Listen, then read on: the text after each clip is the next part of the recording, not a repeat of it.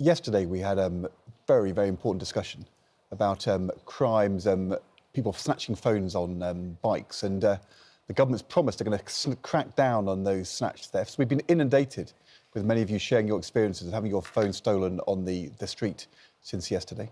The weapon that criminals are using are these illegally modified bikes. They've been altered to reach a speed of up to 70 miles an hour.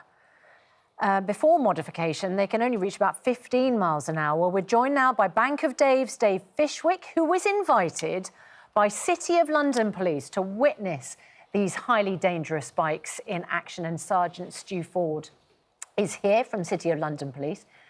And he helped catch one of London's most notorious phone snatchers. This was the moment police rammed Sonny Stringer off his bike and then caught him. He was convicted and spent time in... 2 years. 2 years, sentenced to 2 years in prison. Welcome to you both. Thank you very much. Good morning. Dave, you've become quite the crime reporter, haven't you? Well, I like doing things that make a difference. And sometimes we get the ability to shine a light on different causes. And we like helping and making a difference to real people. And Stu invited me along to the City Police and said, do you want to do some training with us and do you want to come along and try and catch a baddie? And we did. What? Yes! Would you like to tell them, Stu, what went on? Yeah, so Dave came and joined us. We went out on a patrol, as it were. I spotted somebody who I felt didn't look like they were on an overpowered, illegal e-bike, should we say, illegally adapted. So I sort of jumped on my bike, shot up after him, pulled him over, stopped him. It was an illegal e-bike. There wasn't much else to that particular incident, but we seized the e-bike off of him. Right. So his crime was riding an illegally modified bike. Yeah. But the big issue beyond that, Dave, is that these bikes are being used to snatch phones. What did you find out? Well, the briefing we did was brilliant. I mean, 190,000 phones were stolen in 2023. Thefts are up 50% last year, and there's 22 phones an hour being pinched. Now, Kate Hemingway and Carl Hemp and I have looked into this in a big way. We started with the banks, then the loan sharks, and that's led us to the criminals that are in this job. And I think we just need to go after them and grab them and put them in prison. It's no good just talking about it. We have to go do it. So I've actually now been invited for a second set of training where I'm actually going to get embedded into the force and we're going to go after the baddies. Right. Talk to us, Sergeant Stu Ford, because your job every day to go after the baddies, in Dave's words. Talk to us about these bikes, because they're illegally modified in what way to make them go so much faster, and presumably it makes them heavier, more dangerous as a weapon as well? Yeah, so there's two types. There's the bike we've got in the studio today, which is made like that, but it's not made for road use. It's made for private use on private land.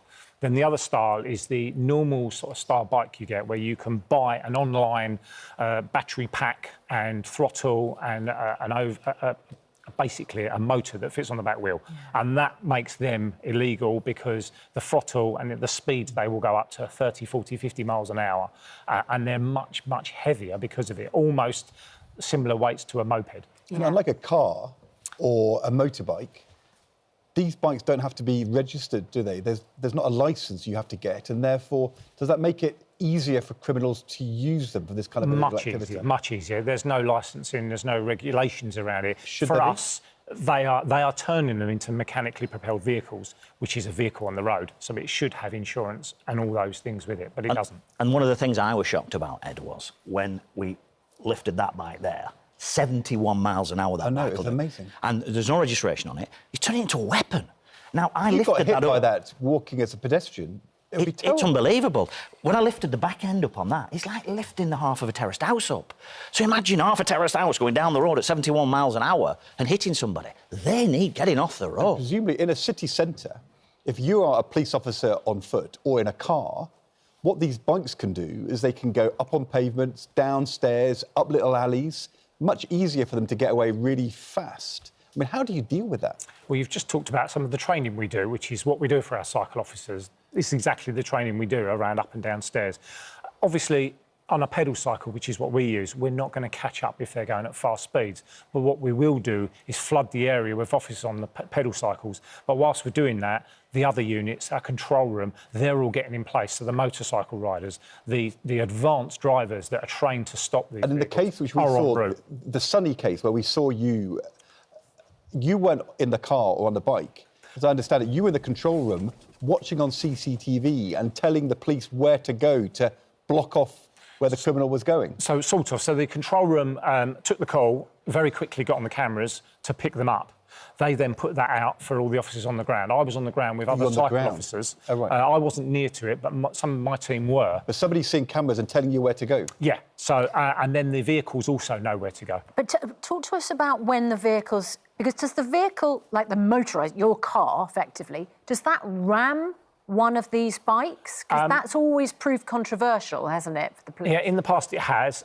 The drivers of these vehicles are highly trained, advanced drivers, and they have specific tactics. It's what we call a tactical contact. So actually, if you watch the footage, Sonny Stringer had slowed right down and he was doing a turning, so he'd slowed right into the corner, so that was obviously an ideal opportunity. And if you think if he'd continued at up to 50 miles an hour, if that hits a pedestrian at that weight, you're talking a death, potentially. We went after some, and we couldn't actually catch some of them. There was one in particular that were going so fast, we just couldn't catch him. He'd got a head start on us.